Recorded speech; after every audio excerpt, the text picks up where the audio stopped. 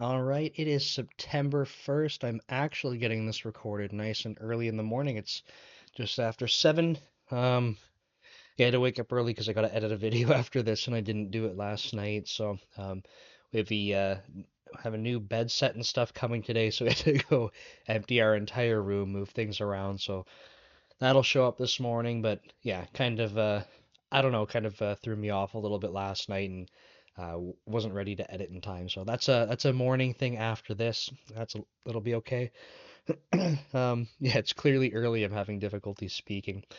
Um, yeah, where to start? I think one thing I wanted to talk about this week that I thought was kind of interesting is because usually, like in these videos, I'll give you updates on Meal Coach and stuff like that. Um, Meal Coach actually didn't have a ton of progress this week, and I was reflecting on it. Um, and I thought it was like interesting. Usually what I do, and I have these notebooks, and in my notebooks, so I'll explain this process more in detail in like a video, and I actually might put together some notebook planners that kind of follow my guidelines. But I have a system that I use that it's like a checkbox to-do list system, and for me it works super well because I don't know, I get this feedback of like checking off like my work items and stuff that I have to get done on my to-do list. I put times beside things because without times, it's kind of like I'm not being accountable for when it should happen. And sometimes, things change in the day or whatever, and I notice like, hey, I didn't get this thing done on time. Now there's a sense of urgency where I make sure that I'm going to get it done. And anyway, so I do that every night before I go to bed. I kind of set that up. And this week in particular was thrown completely off, and there was nothing that was like extraordinary that happened to make that the case. And when I was reflecting on it over the past couple days, what actually happened was there was something in Meal Coach that completely can't speak, completely threw me off and sucked up a bunch of time and caused me to not get a bunch of things done. And I wanted to talk about this because I think this happens to a lot of people and in different contexts. So I have my to-do list, I have my process that works really effectively. I figured out what works for me. That might not work for you, but it works for me. And what had happened was in Meal Coach, when I was trying to do some of my to-do list, I noticed that my functional tests, I talk about my coded tests and stuff a lot. They've reached a point where there are so many of them, and I'm using the feature in Visual Studio to go run my tests in parallel to speed everything up. But there's so many functional tests that spin up containers that it's basically overloading my computer. I have a pretty beefy Alienware laptop that I run stuff on. It should be able to handle my unit and functional tests for my application, but what's happening is that it spins up like 50 plus containers for, MySQL and MongoDB and stuff, and then it's running like 50 web servers, and it's mayhem. It basically grinds my computer to a halt, and then the tests start failing because what's happening is that there's so much contention around getting things set up, and there's not enough, CPU to go by that things basically deadlock or they're like live locked waiting for resources. And the result of that is that I run tests and then like sporadically they're all kind of just like failing across different areas. And when you have coded tests for regression that are just failing randomly, they start to become useless. And it's been kind of getting worse. Like my automated builds that run every day in Azure DevOps, they've been having failures. When I check, I'm like, oh, like it's the same type of error. It's like it's timing out just talking to the database. I'm like, I'm not concerned about that because I know I run them locally in a small set and it's fine. And I said, okay, screw that. I'm not happy living like that anymore. Let me go address the parallelism.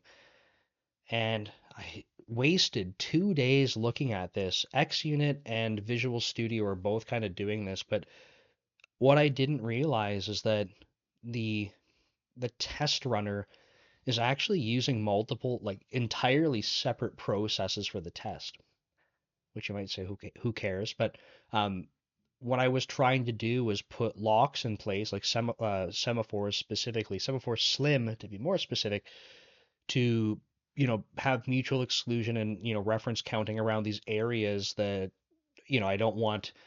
I want to limit it to eight, 8 servers can go run on my computer at a time.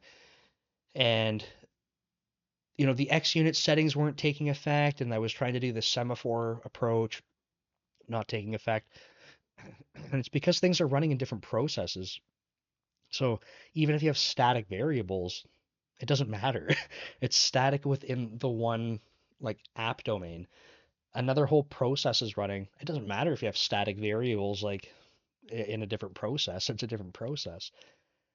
So all of this time was going by. The first day was basically me playing with XUnit settings just to realize after researching a little bit more, they've kind of given up like supporting how Visual Studio runs things because it's doing multiple processes. And I don't know why I didn't clue into that at first. I was just like, oh, like, I don't know, like, it just didn't register. But I was like, okay, X unit's not going to work. I'll go back to my like static locks and stuff with the, use semaphores. And then that wasn't working, even though I set it all up. Like I would run a couple of tests and everything's like passing and working as expected. But then I run a bunch and I'm watching Docker desktop and I'm seeing all these containers spin up and I'm going, it's not adhering to the semaphore. So where I'm going with all this is that this is a really important thing that I want to address.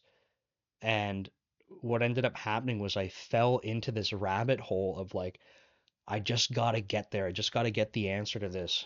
I was going to bed one night and I was like, oh, why don't I just like run one container for MySQL and then I can actually just create new databases inside of it. And I was like, genius. And it works, but it doesn't matter in the end because the test runner doesn't actually know, doesn't have context to know that these other processes already started the container. So it's chaos. But yeah, the idea is that when you go down these rabbit holes, for me, it's such a time sink that by the time I was looking at the clock and being like, okay, just a little bit more, hours would go by in the evening, and I'm looking at my to-do list going, oh shit, like I didn't do like all of these things. Some of them are so simple too. There's a couple times this week where I didn't post up short form videos, right? And like that's a thing that I have them already made. I had them already made and I just didn't post them with some captions. I'm like, well, why, right? Why could I not make time for that? And it's honestly because this was soaking up so much of my time that when I look at the clock, I'm like, I have to start getting ready to go to bed. Like if I don't, I'm going to be up and then not be able to wake up on time to start the next day. So that completely derailed this week. Unfortunately, I still don't have an answer. As I was literally speaking about this, I was thinking maybe a solution I can try is instead of trying to spin up containers and stuff on different ports, maybe I can select a handful of like a known range and just check if they're already running. Um, yeah, I don't know. It's not not a good spot. Um, but yeah, I think I'm gonna hit the brakes on that because I know it's just consumed way too much of my time. I have to time box how much time I spend on that. Okay, so that's meal coach. That was already like 10 minutes of me blabbing. Yeah, I think I won't talk about work, nothing too exciting there. I want to talk about some of the content things and what I'm trying to look at doing. So, I think I mentioned in the last video that that one was going to be the first one that I sort of move away from Patreon to put onto my own site. So I figured out how to get all that stuff set up in a way where I can have member specific access. So if you're watching this, you already know that because that's how you got here. And so I kind of figured that out last week, which is cool. And yeah, I'm looking at ways to try and monetize content without taking away from like what I truly believe is like a good free offering. So I'm just trying to look for extras, right? So these types of videos, for example, I think that they're not going to change. like how you approach software engineering, but you get to see some insights into my life, and it's kind of like as a supporter, if you're interested in that, then a small premium for it. Same with like the newsletter archives, small premium for it. I'm gonna make it so that members are gonna be able to like be on my site ad free, and that's actually like another piece to it. I have a couple of like banner ads for like affiliate links, but I'm gonna try to get Google ads on my website as well. For some reason, it's taking forever. I had to recreate my account because being in the US now versus Canada, you can't just change your AdSense account. I don't I don't know why you can't just change the region. It's beyond me. What's the year? It's 2023 and we can't just change a location. I don't know. So I have to recreate the account, but it's been like 2 or 3 weeks of like just pending. So I don't know what's up there. Um, but yeah, like members can have ad-free access. But my goal here is that I'm trying to find ways to at least offset costs so that for base level support and that kind of stuff, I'm in a position where for me to run what I'm doing to create content, I'm not out of pocket. And to give you some context, because it's like, well, how much could it like possibly cost us to put videos and stuff together? And it's like it's a little WordPress site, like how difficult or how much is it actually costing? Um, okay, so I need I need Adobe product subscription, so I have Photoshop and Premiere, so that's one part of it. I have a platform I pay for to help me with my short form videos. It's another cost. I have a YouTube analytics and coaching support that's like another $100 or something a month. $100 a month, right? We're already at over $1,000 a year just for that. Um, a domain name hosting, which isn't too expensive, fortunately. But then there's like the add-ons and stuff, right? So even even getting the membership stuff set up, like that membership thing on sale for the first year was $300. That means I have to sell memberships just to be able to pay for that. Like, and I don't have any right now, right? So it's well, I do if you're watching this, so awesome. But you can see where this is going, right? So there's a couple other things like uh just plugins for the website, and probably puts me I'm probably at about a couple grand a year just to start. And I want to be in a position where ideally, like I'm terrible at editing videos. If you watch my YouTube videos, I don't do any fancy editing, right?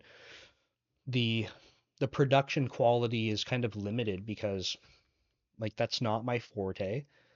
Um, I've invested a little bit of time to like, try and improve my skill, but realistically, that's going to be, I don't know how to phrase this. It's almost like it's diminishing returns, right? So if I go spend more time trying to be an expert in that, I think I've reached a point where I'm like it's good enough where I can get by and like the videos don't suck. But if I could pay someone to edit the videos, right, and I can focus just on making more content and better content, and they make the videos actually more presentable, like to me that just feels like a way better system. If I try to spread myself too thin, I'm going to do everything mediocre. And I'd rather be in a position where I can do the content really awesome. I can have more content that's, more favorable to different audiences. Like I do a lot of beginner programming stuff, but I want to make sure I have some more advanced topics too. And right now I have to flip-flop between those when instead maybe I could put out more videos if I didn't have to edit them myself. But for me to get to that point, I would have to sell more memberships or something else to be able to offset that. Because right now it's costing me, like I said, thousands of dollars out of my pocket just to put stuff in front of you. Now, I'm not complaining about that because I enjoy this, but I like to be in a position where I can do it and it's not feeling like I'm, using my time and my money. So, with all that said, memberships, kicking those off, I have started putting courses together. So, I've recorded my first full course. It is absolutely focused on beginners, quite literally, like you've never programmed before. I actually want to put it in front of, I'm going to ask my my sister. I'm going to see if I can put it in front of my niece and nephew, who are, I think, 6 and 8 years old. And I'm going to see if they understand what programming is by the end of it. That's my litmus test. If they don't, I'm going to change it. And I want to make sure that kids can literally watch that video and have an understanding of programming. Then from there, I'm going to start building out other courses.